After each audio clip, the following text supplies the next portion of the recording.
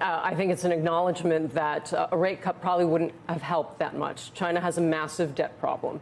And when you have a huge debt problem, when someone's extremely indebted, cutting rates on a future loan that they're never going to take is worthless, right? I mean, when you think about the scale of China's debt problem, their bank assets, that's how many loans they have, 54 trillion at the end of 2022.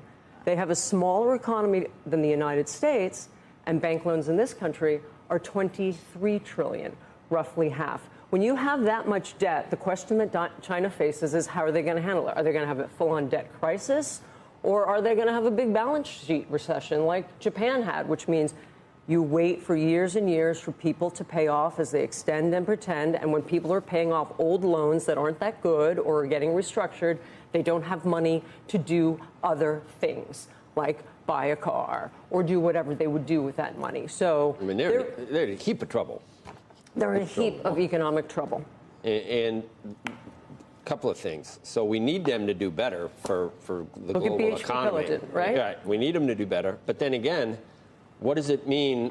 She's still popular. No one's saying that he's not. But, you know, the economic story was part of his, you know, what he could rest his laurels on. And that's clearly not 800 million people that they brought out of poverty in China. But, so what does that mean, Taiwan?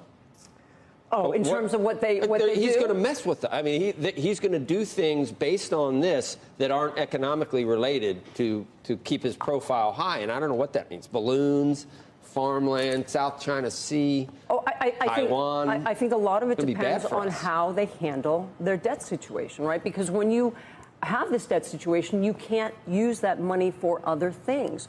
Do they do restructurings for all of their local governments? You don't think it makes them more aggressive on the world stage? I think it's very hard to know what Xi Jinping is thinking. There's a lot of Xi thought out there, but if you've read it consistently for the last 10 years since he's come to power, which is what I've done. Remember, I used to be your chief international correspondent. I paid very close attention to everything he said.